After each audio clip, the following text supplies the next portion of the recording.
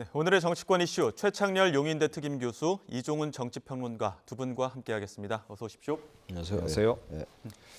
자, 총선 오늘로 69일 앞으로 다가왔습니다. 여야 모두 프레임 대결에 이어서 정책 대결에 열을 올리고 있는데요.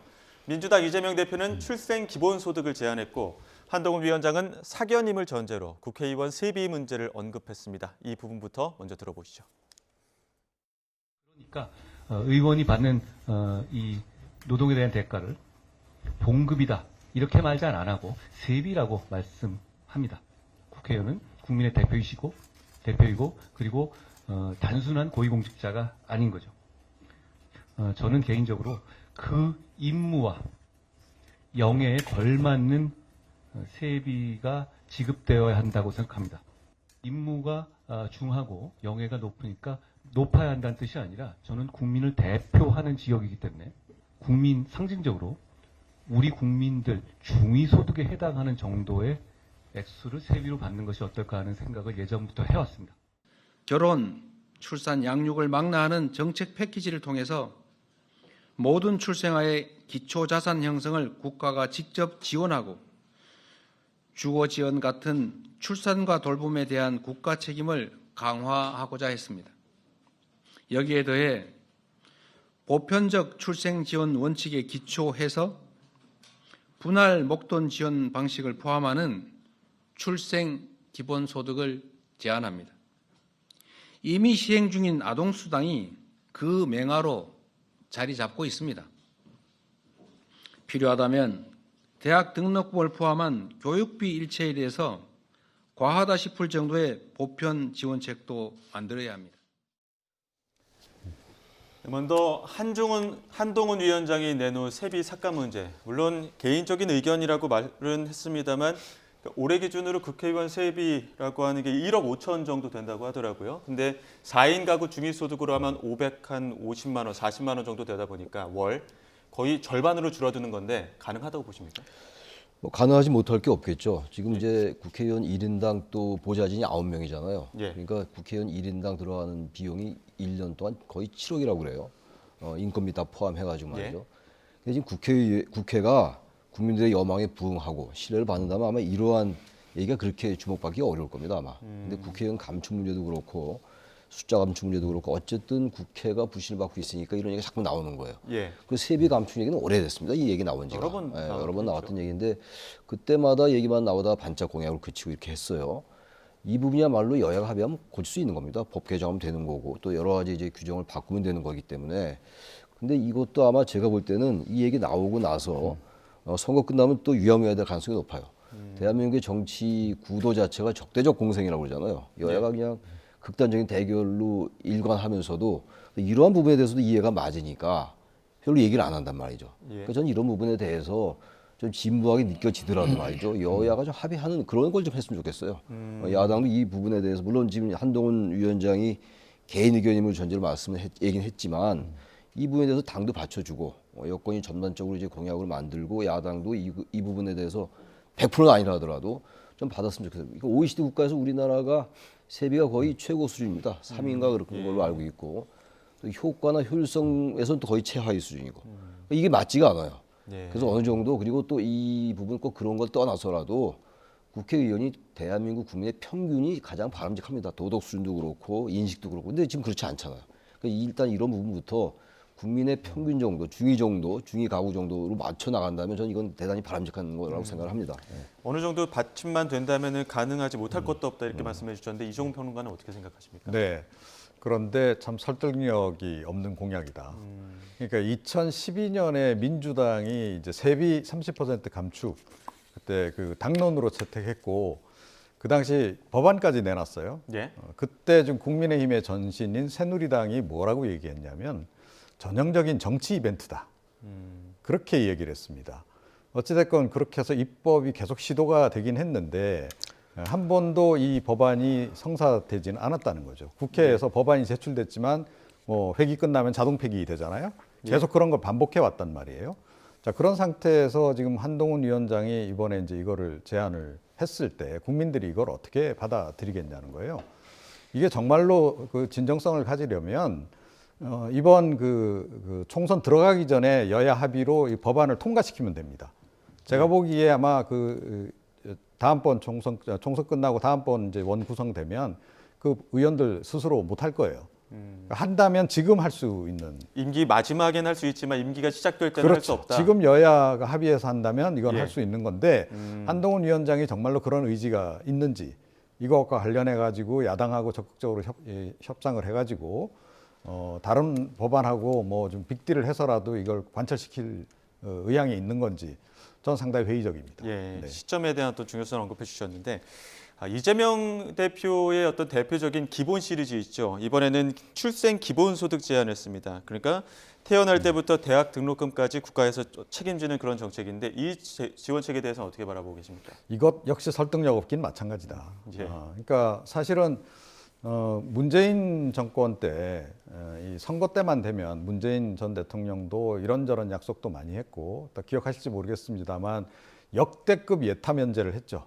예, 100조 훨씬 넘는 예타 면제를 해줘가면서 뭐 지방선거 전, 총선 전 거의 물량 공세를 하다시피 했고 그렇게 해서 지금 국가 부채가 뭐 500조나 늘어난 거 아니겠습니까?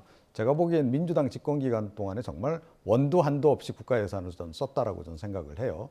자, 그래서 얼마나 많은 성과가 있었냐. 그리고 실제로 뭐 이런 그 뭐 출생률 부분이라든가 뭐 이 저출산 문제라든가 해결이 됐냐는 거죠. 안 됐거든요. 그런데 이번에도 역시 물량 공세 지금 공약들을 지금 쏟아내고 있다는 거예요. 민주당은 좀 이 부분에 대해서 좀 고민을 좀 많이 해봐야 될 것 같아요. 그러니까 이 예산을 무조건 투입하는 것만이 정답인가? 그거 말고 정말 다른 길은 없겠는가? 이 부분에 대한 고민을 좀 하고 좀 이런 걸 내놓는 게 좋겠다. 그런데 예. 선거 때만 되면 뭐 여야가 경쟁적으로 이런 걸 막 이제 거의 투척하다시피 내놓으니까 국민들도 어떤 반응이냐 하면 아, 또 시작됐군 이런 반응이지 이거를 믿는 국민들도 지금 별로 없다. 네, 그렇게 말씀드리겠습니다. 최천일 교수님 어떻게 보십니까? 출산 문제는 정말 과하다 싶을 정도로는 이재명 대표 얘기가 저는 일리가 있다고 생각해요. 돈을 준 수밖에 없어요, 결국은. 예. 그런데 문제는 돈만 준다고 해결되는 문제냐. 그러니까 보육을 국가가 완전히 책임질 수 있느냐의 문제거든요. 유럽의 경우 같은 경우도 프랑스 같은 경우는 거의 2명이 넘어요. 우리나라는 아주 심한 거죠. 서울은 0.5명인가 출산율이 그렇잖아요. 0.6까지 떨어졌다고. 여기까지 떨어지고 전체 전국 평균은 0.7 좀 넘는 수준인데 이건 진짜 우리가 심각하게 느껴야 되는 문제인데 국가 예산이 과연 받칠 수 있냐 문제입니다. 그러니까 1인당 이제 뭐 지원을 해주고 1억을 대출하고도 2명 나면 원금 면제해주고 뭐 이런 얘기를 하는데 여기 예산이 너무 많이 들어가요. 정말 예산만 있다면 이렇게 해서라도 출산을 정말 획기적으로 정지시킬 필요가 있는 건데 지금 이게 민주당 출산도 이렇게 지금 하면은 뭐 1년에 28조가 들어간다는 거 아닙니까? 예. 근데 그 돈을 어떻게 마련하냐 이 문제예요. 다시 말하면 이 문제를 만약에 그대로 실천한다면 실행에 옮긴다면은 2000년 이후의 청년들한테 굉장한 부담이 될 겁니다. 세금으로 결국은 이제 메꾸는 수밖에 없는 거라서 그러니까 이 부분에 대한 그런 세밀한 완전히 정교한 건 아니라 하더라도 계략적인 재원 마련책을 같이 얘기를 하면서 얘기를 해야 되는데 그게 예. 빠져 있어요. 이렇게만 한다면 얼마나 좋습니까? 예. 어떻게 해서라도. 근데 그야말로 아까 우리 이종원 평론가 말씀처럼 돈 엄청나게 많이 썼어요. 예. 출산 대책에. 근데 그 출산 대책에 쓴 돈이 다른 데 들어가는 게 많은 것 같아요. 출산 대책이라는 명목으로 이제 예산이 편성은 되는데 직접적으로 이제 출생률을 높이는 그러한 쪽에 잘 투입이 안 됐다고요. 예. 그런 것까지 같이 얘기를 하면서 또 재원 마련 대책도 얘기를 하고 이렇게 해야 되는데 예. 이렇게 하면서 돈이 너무 많이 들어와요. 예. 그래서 그 부분에 대해서는 제가 봐도 이 부분을 하려면 이거 여야가 합의해서 완전한 합의는 아니라 하더라도 뭔가 구체적으로 내놔야 되는데 이게 이제 이재명 대표의 기본 시리즈의 일환이거든요. 예. 그런데 이런 정책 자체 봐서는 나쁘지 않다고 생각합니다. 그런데 이게 과연 구체적으로 실행될 수 있느냐 문제입니다. 예. 지금 여야 모두 정책 대결을 본격적으로 하고 있음에도 불구하고 좀 한편으로는 또 프레임 경쟁에 들어간 부분이 있습니다. 앞서 한동훈 위원장은 지속적으로 운동권 586 청산을 이야기하고 있고 또 이재명 대표는 어제 검사 독재를 청산해야 된다. 그래서 586 운동권 청산과 검사 독재 청산 이렇게 프레임 전쟁이 본격적으로 시작되는 모습인데 이러한 프레임 전쟁은 어떻게 바라보고 계십니까? 네. 뭐 민주당이 뭐 현 정권을 이제 뭐 검찰공화국이다 이렇게 정의를 내린 지 오래됐고 예. 또 뭐 워낙 이제 검사들을 여기저기 지금 요직에다 많이 이제 포진시키고 하다 보니 그 인사 관련해서 논란도 꽤 있었잖아요. 그래서 국민들이 그것 때문에 특히 윤석열 대통령 임기 초반에 국정수행 지지율이 떨어지는 그런 이제 주요 변수가 되기도 했었고 국민 여론 별로 안 좋습니다. 그래서 이에 대한 이제 그 여론을 이제 반영해서 어찌됐건 이제 정권 심판론, 이 결국은 검찰 심판론, 그러니까 정치 검찰 심판론 되겠죠. 이렇게 이제 가져가겠다, 이제 이런 구상인 거고, 뭐 또 더군다나 지금 뭐 검사들이 이번에 또 대거 또 출마를 하잖아요. 예. 그러니까 총선하고 직접 좀 연관되는 부분까지 있는 겁니다. 그래서 이제 이 프레임을 이제 가동을 하는 거고, 이건 뭐 근데 새롭진 않죠. 계속 그 동안에도 이 제기해온 이제 프레임 그 이제 기조화에서 이제 가는 거고요. 국민의힘이 이번에 이제 586 운동권 청산을 이제 한동훈 위원장이 비대위원장 오면서부터 굉장히 드라이브를 지금 걸고 있습니다. 그런데 이게 과연 적절한 선거 전략일지 잘 모르겠어요. 예. 그러니까 지금 586 운동권이 이제 현재 지금 민주당의 상당히 주력군인 건 맞죠. 친노 친문들이 대체로 이제 그들 아닙니까? 그런데 아시다시피 지금 민주당 내에서는 이들을 지금 청산하려고 하는 움직임이 굉장히 강하단 말이에요. 86 용태론도 나오고 있고. 당내여서 압박들이 있다는 그렇죠. 거죠. 그래서 지금 예. 친명 공천이 이루어지는 과정에서 아마 그 이 86들이 대거 지금 정리가 될 것으로 이렇게 지금 봅니다. 자, 그런 상태에서 이 지금 프레임을 제기를 했을 때 이런 프레임 제기하고 이제 최근에 보니까 이제 이른바 자객 공천을 이제 막 하더라고요. 예. 86 운동권들이 이제 출마 이미 국회의원이거나 출마 이제 예상이 가능한 그런 지역에다가 예. 이제 윤희숙 전 의원이나 뭐 이제 투입을 예. 한다거나, 예. 그러니까 임종석 전 이제 비서실장이 나오는 지역에다 이제 투입하겠다, 이제 이런 얘기인데, 그런데 그렇게 투입을 했는데 그쪽에서 이제 민주당 내에서 자체적으로 86 운동권들을 정리를 해버리면 어떤 일이 벌어지냐는 거죠. 예. 예, 싹 정리해버리고 그 자리에 참신한 인물들 인재 영입해가지고 투입을 했을 때 과연 경쟁이 되겠는가 예. 하는 거예요. 오히려 경쟁이 불리해질 수도 있는 거다. 그래서 예. 제가 보기엔 이 지금 전략은 향후에 민주당의 공천 결과를 봐서 아마 재조정해야 될 가능성이 높다. 86이 대거 정리되고 나면 이 프레임으로 그대로 가긴 좀 어려울 것이다. 이렇게 생각합니다. 예. 이종훈 평론가 같은 경우에는 이제 조준이 좀 잘못됐다 이렇게 네. 말씀하시는 것 같고요. 최창렬 교수님께서는 어떻게 보십니까? 586 운동권 청산 이건 그렇게 참신하게 잘 안 들려요. 예. 그러니까 이게 지금 한동훈 위원장이 이제 끊임없이 얘기하고 있는 건데 완전히 이제 이 부분을 가지고 정권 심판론을 좀 희석시키겠다 뭐 이런 의도가 좀 있는 것 같아요.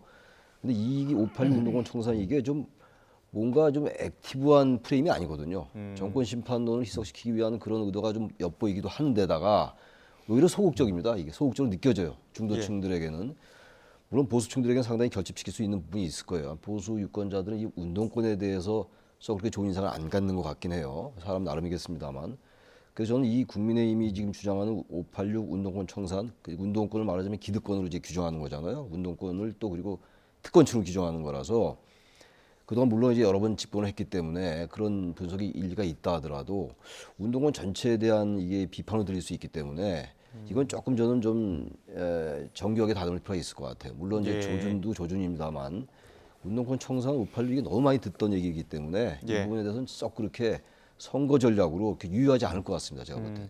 지금 또 민주당에서는 그 지난 총선 당시에 서울 동작을 네. 이수진 의원에게 패했던 나경원 전 의원 이 지역을 두고 또 여러 가지 설왕설래가 있습니다. 이 지역에 추미애 전 장관이 나올 수도 있다. 이런 이야기가 들리는데 가능성 있다고 보십니까? 가능성 그렇게 높지 않다고 봅니다. 예. 그러니까 조금 전에 말씀드렸듯이 지금 민주당 내 이제 주류인 친명계 내에서는 예. 그러니까 이 운동권 이제 86은 당연히 용퇴해야 될 뿐만 아니라 예. 특히나 문재인 정권 때 핵심적인 지위에 있었던 사람들은 다 배제하기를 원하고 있거든요. 예. 그래서 예컨대 뭐 민주당의 이제 혁신 행동 같은 예. 가장 이제 어떻게 보면 좀 그 공격적인 그 친명 집단이라고 봐야 될 텐데 그쪽에서는 상당히 문제 제기를 많이 하고 있단 말이에요. 예. 당신들이 윤석열 정권 탄생에도 책임이 있으면서 어떻게 나올 생각을 하느냐라고 지금 공격을 맹공을 하고 있습니다. 그리고 전반적으로 이번에 어찌됐건 이제 친명 공천이 이루어진다라고 전제하면 물갈이가 상당히 될 거다 이렇게 봐야 됩니다. 그러면 그 시대 정치인들은 좀 뒤로 물릴 가능성이 높아요. 예. 그러니까 그 시대 정치인들, 특히 민주당의 이제 이른바 86들이 어디 많이 포진하고 있냐면 수도권에 많이 포진하고 있잖아요. 예. 거기서 뭐 굉장히 뭐 4선, 뭐 5선 막 이제 굉장히 다선들이 좀 많습니다. 그래서 3선 이상들을 좀 전반적으로 좀 뒤로 물리려고 하고 있잖아요, 양당에서. 그래서 특히나 이제 이 좀 추미애 장관 같은 경우에는 윤석열 대통령을 대통령으로 만드는데 가장 큰 기여를 한 인물 가운데 한 명이란 말이에요. 그래서 저는 민주당 쪽에서 절대로 공천을 줄 리가 없다 이렇게 생각하고 있습니다. 최찬일 교수님께서 저도 그렇게 봐요. 추미애 장관하면 떠오르는 게 윤석열 대통령을 대통령으로 만든 그런 장본인이잖아요. 추임 갈등이라는 게 우리 귀에도 생생한데 추미애 장관이 지금 이런 상황 속에서 이 나올 명분이 별로 없어요. 그리고 민주당에서도 이걸 알 겁니다. 더군다나 추미애 전 장관이 만약에 출마하게 되면 서울에 말이죠. 출마를 하게 되면은 그게 이제 문재인 정부 심판론이 또 나올 수가 있어요. 예. 지금 요즘 이렇게 잦아들었는데 추미애 하면 떠오르는 게 문재인 대통령 법무장관이었고 현재 대통령과 각을 세웠던 인물이고 저는 그래서 이분은 이재명 대표를 그 중심으로 하는 아마 그 지도부가 이걸 받아들이기 어려울 겁니다. 명분도 약하고 실효성도 떨어지고 또 수도권 선거 전략에도 썩 유리하지 않고 여러 가지 저는 부정적으로 볼 수밖에 없다고 생각합니다. 예. 네.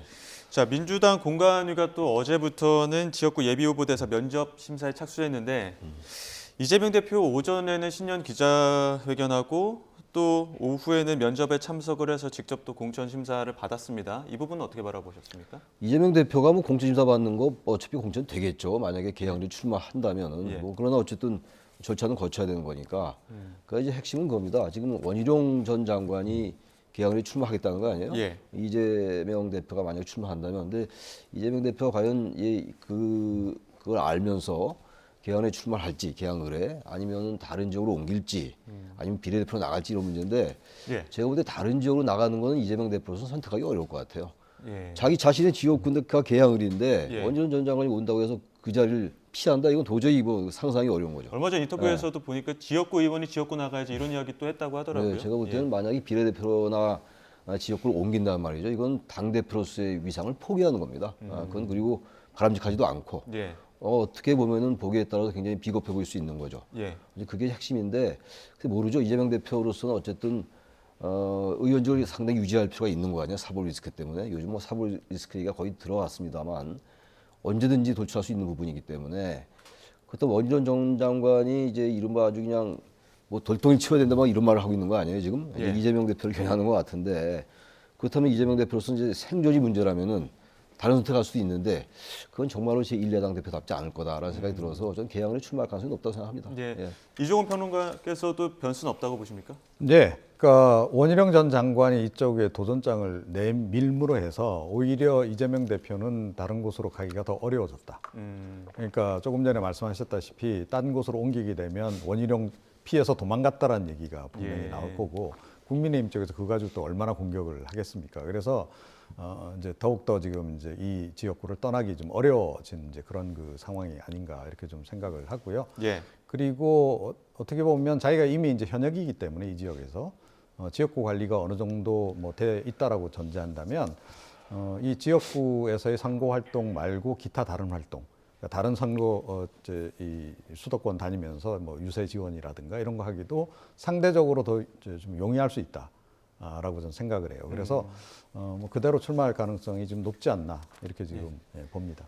야당 대표는 공천 심사, 공천 면접을 받으러 가고 여당의 어떤 사실상 대표라고 할 수 있는 한동훈 비대위원장은 공천 심사를 직접 하러 갑니다. 그런 부분에 대해서는 어떤 한동훈 위원장이 당내 장악력이라든가 이런 부분들에 대해서 좀 분위기를 휘어잡을 수 있을 것이라고 보십니까? 뭐 그런 의도가 있는 것 같긴 한데요. 사실은 바람직하지는 않죠.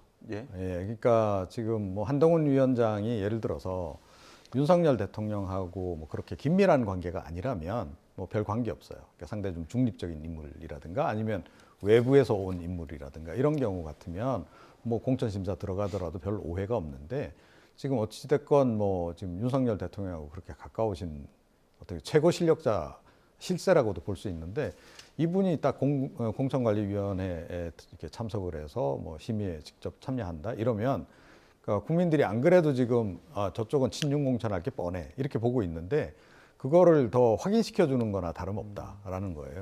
어찌됐건 우리 선거법이나 정당법상에서 공천관리는 민주적으로 이렇게 하도록 되어 있습니다. 그래서 민주적으로 진행을 해야 되는데 과연 이게 민주적으로 진행되겠는가 하는 것에 대한 의구심도 야당 쪽에서는 제기할 수밖에 없거든요. 그래서 제가 보기에는 뭐 좀 참여를 안 하는 게 좋을 것 같고, 사실은 과거에도 대표가 뭐 직접 이 공관위에 들어가서 심사에 참여하고 그랬던 전례는 예. 조금 전에 말씀드린 그런 부분 때문에 예. 오해를 살 여지가 있어서 사실은 안 했다 하는 점 좀 자, 살펴볼 필요가 있다. 근데 이제 한동훈 위원장은 이번에 이제 현역 의원과 원외 당협위원장 당내 기여도 정도를 이제 심사한다는 거 아닙니까? 윤재욱 원내대표랑. 그런데 어찌됐든 불출마를 선언했기 때문에 그런 부분에서는 또 심사에 대해서 어느 정도 형평성에 대해서는 좀 다시 한번 얘기해 볼 필요가 아니, 있는 거 아닙니까? 불출마 선언을 한 상태니까 보다 객관적으로 할 수가 있겠죠. 이제 가장 이제 원론적으로 볼 때는. 예. 근데 당대표 격이잖아요, 지금. 근데 당대표 격에 비교해서 볼 때 공천 관련 발언을 너무 많이 하는 것 같아요. 한동훈 위원장이. 예. 지금 김경래 비대위원 얘기도 했고 요새 뭐 윤희숙 전 의원 얘기도 얘기했고요. 얘기하고 얘기를 많이 하잖아요. 이른바 이제 뭐 킬러 공천 뭐 이런 얘기 하는 건데 이게 좀 한두 명은 얘기할 수 있죠. 비대위원장이 공천 얘기할 수 있는 거겠죠. 예. 근데 공천관리위원장이 따로 있단 말이에요. 어쨌든 간에. 예. 실질적인 영향력이야 뭐 누가 최종적으로 행사할지 모르죠. 뭐 대통령실이 뭐 개입하지 않겠습니다만 그럼 어쨌든 간 절차상으로 볼 때는 공관위원장이 엄연히 있는데 공관위가 있고 당 대표격인 비대위원장이 과도하게 공천 얘기 하니까 이제 대통령실도 사천 얘기가 나왔던 거란 말이죠. 그래서 저는 그러면서 또 한동훈 위원장 얘기가 그러니 공천이 확정된 건 아니다 또 이렇게 얘기한단 말이에요. 그 자꾸 띄우고 이러는 거 보니까 한두 건은 괜찮은데 너무 이게 과도하게 유권자들 인식 속에 비대위원장이 너무 과하게 공천에 개입하는 거 아니야? 이런 생각할 수가 있다고요. 저는 그래서 이건 선거 전략으로 볼 때 썩 그렇게 좀 이제 도를 완화시킬 필요가 있다고 생각합니다. 예. 자, 이렇게 양 당이 총선 전국에 돌입해서 바쁘게 움직이고 있는데 아직 그 게임이 룰이라고 할 수 있는 비례대표 선거제 민주당이 어느 쪽으로 가닥을 잡았는지 아직 확실히 좀 뭔가 확실히 된 상황이 아닙니다.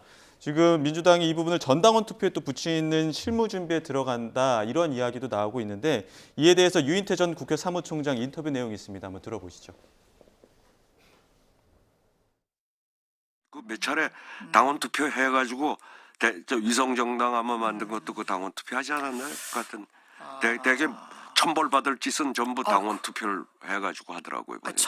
천벌받을 짓이라고까지 보세요. 예, 이번에 이 공약을 뒤집는 부분. 이번에 이거를 또 뒤집으면 이제 무신분립이라고 그러잖아요.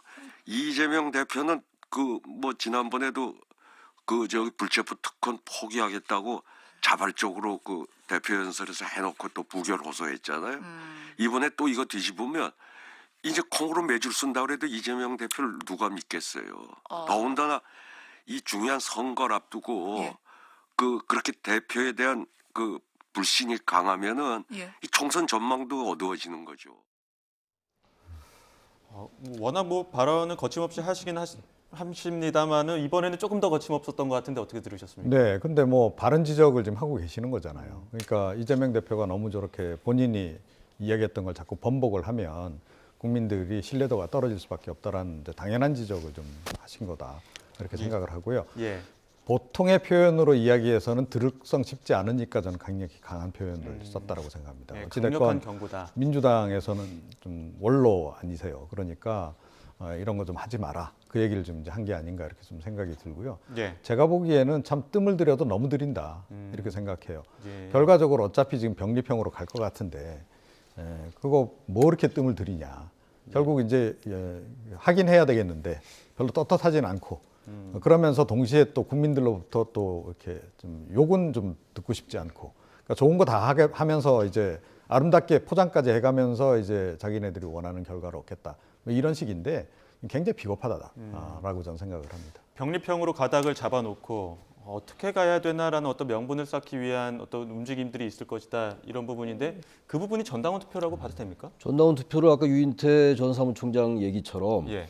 지난 2020년도 이 준연동형 채택할 때도 전당원 투표제를 했어요. 예. 투표를 했어요. 그리고 기억하시겠습니다만 2020년도 11월 달에 서울, 부산 보궐선거 그때도 이제 당원 당규에는 이제 귀책 사유가 있는 정당은 후보를 내지 않는다고 돼 있었는데 그 부분을 우회하기 위해서 전당원 투표제를 해서 결국은 다 졌어요. 그거 기억하시잖아요. 2004년 전 얘기인데. 예. 근데 이걸 또 다시 지금 이 선거제를 아직도 확정을 못 하고 있단 말이에요. 어쨌든 간에 뭐 병립형이 됐건 연동이 됐건 지금 국민의힘은 입장은 정했다고요.